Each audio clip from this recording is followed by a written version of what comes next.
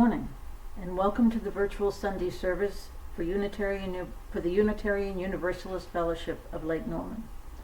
Our fellowship walks diverse paths to find meaning and purpose, but we're united by our belief in the inherent worth and dignity of all, and the obligation to express our faith through acts of justice and compassion. My name is Sandy McFeely, and I've been an active member of this congregation since 2013.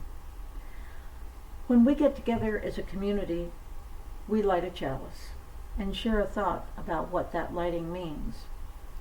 Today's is from Albert Schweitzer. At times, our own light goes out and is rekindled by a spark from another person. Each of us has cause to think with deep gratitude of those who have lighted the flame within us. I'm pleased to introduce our speaker for this morning. He is Reverend Travis Smith. Many of you already know him from thoughtful reflections on previous Sundays. If he's new to you, the best introduction I can offer is that he's a friend of Pat Jobe. Travis lives way east of here and is known to find peace and inspiration on our Atlantic beaches. He also runs a nonprofit that provides mental, physical, and emotional health services to his community. This morning, he will speak to us about people in our lives that he kindly and gently calls storm chasers or chaos creators. We might, somewhat dismissively, refer to them as drama queens, whether male, female, or other. The internet is full of advice on how to control or keep yourself safe from such folks. Travis urges a gentler approach, a kinder approach, one that cuts people some slack,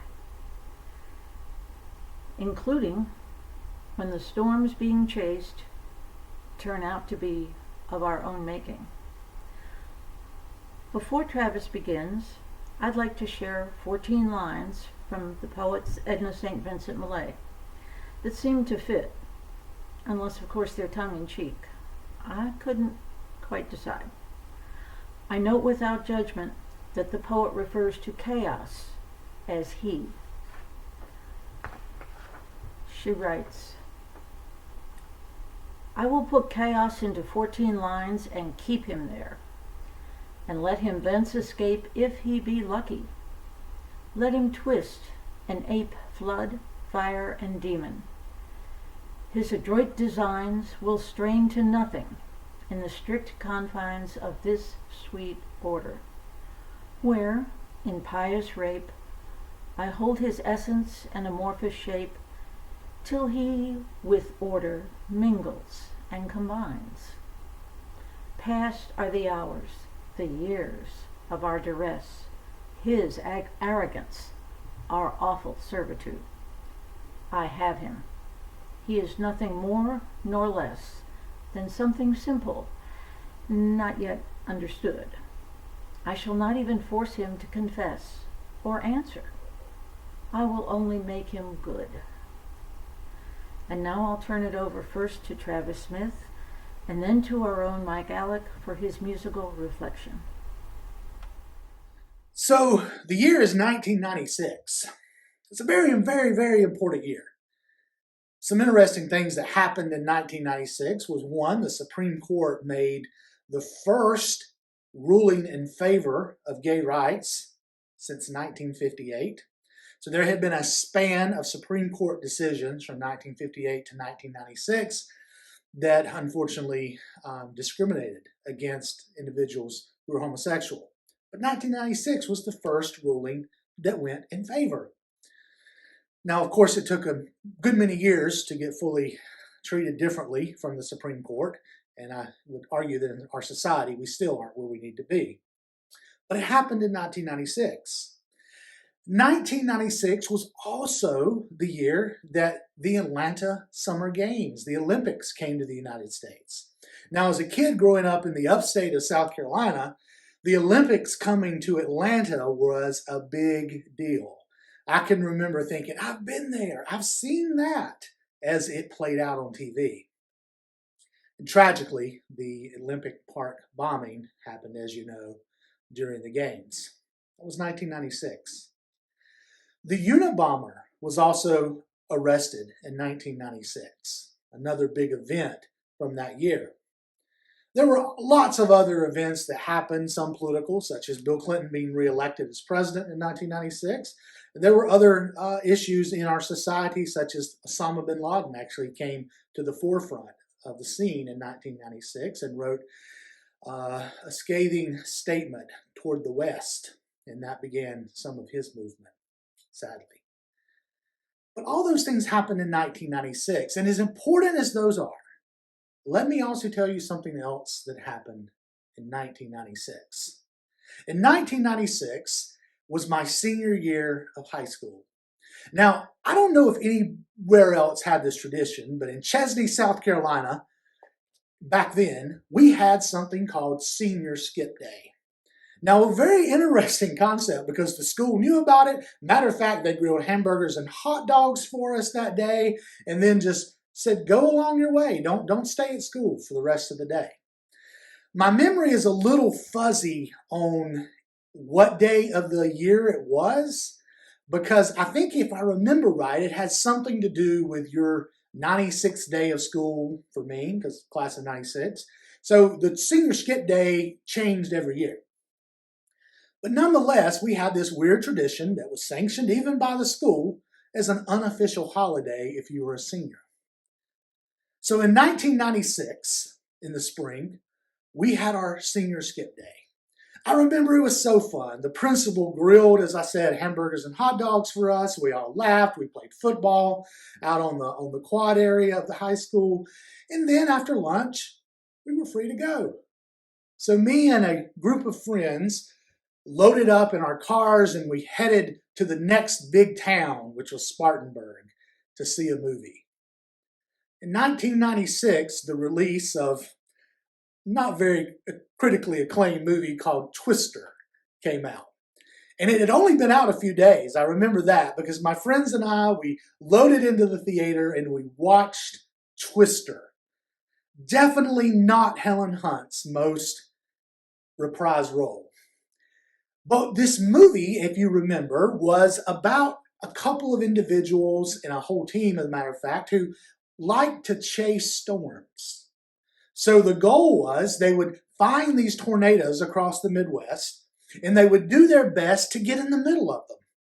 They would try to drive their vehicles or set up their equipment in such a way that they could be in the middle of this tornado. They were storm chasers. I left the theater that day and I thought to myself, who in their right mind would ever want to do this for a living? Now you have to remember, I was a senior in high school. All these career opportunities were coming at me and I'm thinking, what do I want to be when I grow up, blah, blah, blah. But I can tell you without a shadow of a doubt, when I left the theater that day, the last thing I wanted to do was be a storm chaser for a living. Well, I've come to figure something out now that I'm 42, many years after my senior year of high school, that there are a lot of people in this world who may not be professional storm chasers in the sense of clouds and thunder and lightning. But I've ran across a lot of people who chase storms emotionally in their lives. Perhaps you know a few of those. Perhaps you know of some people who they just don't know how to live without being in the middle of a storm. Now, a lot of us think about the storms of life, and I want to be really clear this morning. We get into storms in life that have absolutely nothing to do with our own fault. We get the phone call, our mother has cancer. We get the phone call, or we show up at work and our company is closing and now we're out of a job. Our spouse comes through the door and says they don't want to be with us anymore. Storms have a way of coming into our world. As a matter of fact, I'm a firm believer that most of us have either come out of a storm, we're in a storm, or we're heading toward a storm. Storms are a natural way of life. They come and they go. But I have known some people who chase them. They love to be in the middle of a storm. There's an interesting passage in the New Testament. I find certain passages of the New Testament and the Old Testament, for that matter, the Judeo-Christian text, to be so interesting, not because of what happens in the miracles, but sometimes what happens in the human nature of the response. One of those times is in Mark chapter 4, verses 35 through 41. You can go read it if you choose at some point, but let me just give you the gist of it. There's a storm that is raging on the sea, and Jesus and his disciples are there. And there's this storm that is raging, and everybody is scared to death. They're throwing water out of the boat as quick as they can. It's terrible. A squall is happening. Now, what I find is interesting about that is I'm sure they were afraid, as I just said, but it never says that in the passage. It never talks about that the disciples were so scared that this storm was happening that they didn't know what to do. No, what it says is they were just busy trying to save the boat. And finally, somebody says, Jesus is sleeping. Go wake Jesus up. So they wake Jesus up, and you know the story. Jesus steps up and calms the storm. What I find so intriguing about this story is the verse that says at the end that after Jesus had calmed the storm, after it was all over, that's when it says the disciples were terrified. Did you hear that? After the storm was all over, it uses the most intense word of the passage, which is they were terrified. I've learned that there are some people that get terrified when the calm happens. There are some people in our lives, and maybe sometimes it's us, that get terrified when there's actual calm. Oh, when it's storming and we have buckets to grab and we have people to wake up and we have screaming to do, we're fine. But it's in the calm that we have to come to terms with ourselves. You see, sometimes I've found that the calm can be scarier than the storm for some people. Individuals that I have come encounter with in my family and friends and life and career have been not professional storm chasers, but lifestyle storm chasers. As a matter of fact, I found that some of them will, quite honestly, if they don't have a storm to get into, they'll go get into your storm. They'll go find you. And as a matter of fact, I've learned that not only will they go find a storm or your storm to get into, if it's not your storm, they'll try to drag you into the storm with them because they really like being in the middle of a storm. Now, if you sat down with this individual and you said, why are you terrified? It's calm. I mean, you just came out of the storm, man. Why are you terrified? They couldn't articulate that. And they're not going to be able to articulate that they like to chase storms because they don't know what to do with their life in the calm. But the truth of the matter is, for some people, that is the truth. They don't know what to do with the calm. And maybe it's easier to live in the storm or somebody else's storm because we don't have to deal with the overall parts of us that need to be healed, and the overall parts of who we are that need to be loved and nourished. You see, in the calm, we can start to look at those things. But in the storm, we're just worried about getting water out of the boat. You know, as I said, there are real storms that happen in our lives. But there are a lot of storms that I know people run down. They seek them. They live in turmoil, as I've already stated. I think sometimes it's harder to complain in the calm, and some people just like to complain. Now, you might be registered in your brain some names and situations that come up. I think about the character in the Winnie the Pooh series named Eeyore. Eeyore always liked to complain. Eeyore was a storm chaser. Now, maybe not a tornado, maybe not a violent thunderstorm, but Eeyore loved to always talk about what wasn't right. You know the character and you know the story. Sometimes it can be easier to complain than it is to deal with the calm and look about what we could actually change ourselves. As a matter of fact, and I've seen over and over and over, that some people who love to chase storms, for whatever reason, never, ever, ever find the ability to look inward and improve the quality of their life surrounding the things they can change. Let me give you an example of that statement I just made. A friend of mine who I love dearly is a severe alcoholic. He knows this. He admits to this. He's not willing to change it.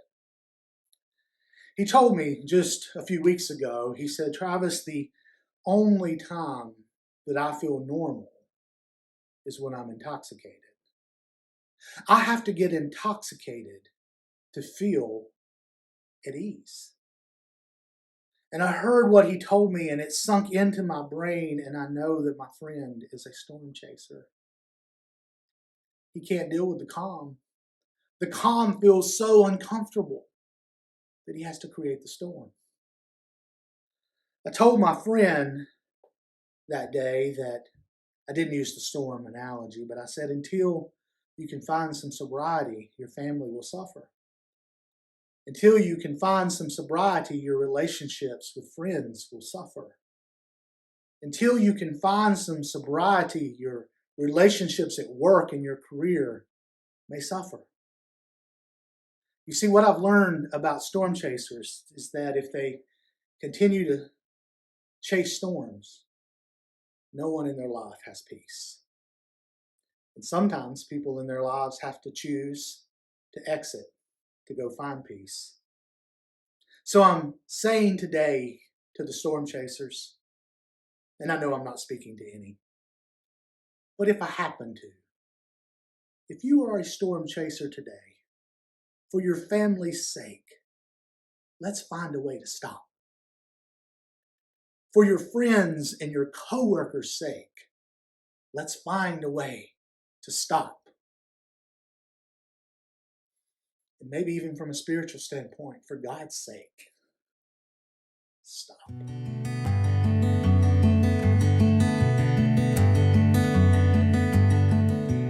Greetings, everyone. This is a song of mine called Sail On.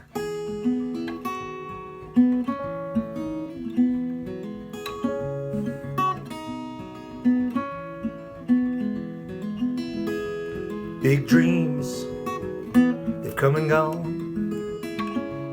They sail in and they sail on, sinking fast like the setting sun.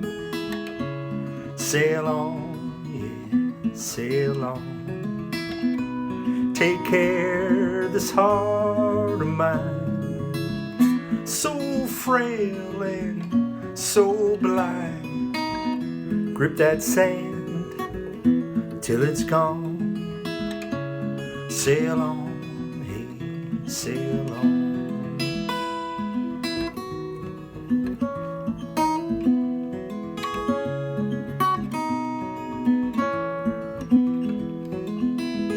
The ship's arriving, it's early dawn. The crown winners, they're all getting on. I miss the horn, it's come and gone. Sail on, yeah, sail on. But one day I'll scale that wall. No mountain too high to crawl, no river too far or wide. Rise up from the other side.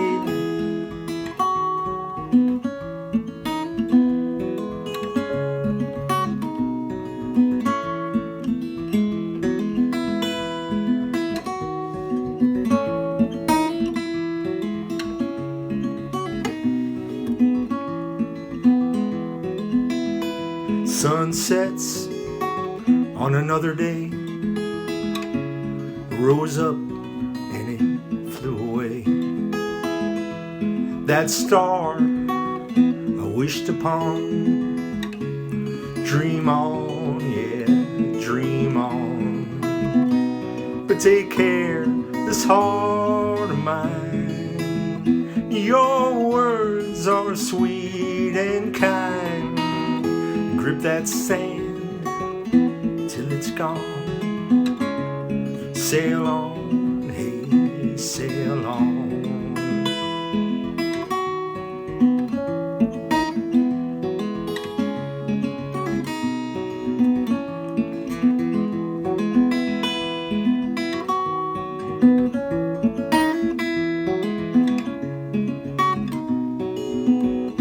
Sail on. Take it easy, everybody. Thank you, Travis, for your guidance, experience, and wisdom this morning. We're very grateful for your words, and grateful to you, Mike, for catching the spirit of Travis's message in your music. And now for a few announcements. If you're a visitor, welcome. I'm so pleased you chose to give our virtual service a try. If you like what you've heard so far and are wondering how to stay connected with our congregation, please reach out to our membership chair, Linda. Her email address can be found at the bottom of the screen. You can even get on the email list for our weekly newsletter. You'll have a head start on what's coming up on the next Sunday and be able to check out all the activities that we're still pursuing even during a pandemic. We encourage members to continue reaching out to one another virtually whenever possible. Make regular Skype or Zoom dates, or just pick up the telephone. It's important that we put in the extra effort to sustain the deep bonds our community has formed. I'd like to close this morning with the words of a UU minister, Duke Gray. The blessing of truth be upon us, the power of love direct and sustain us. And may the peace of this community preserve our going out and our coming in from this time forth until we meet again.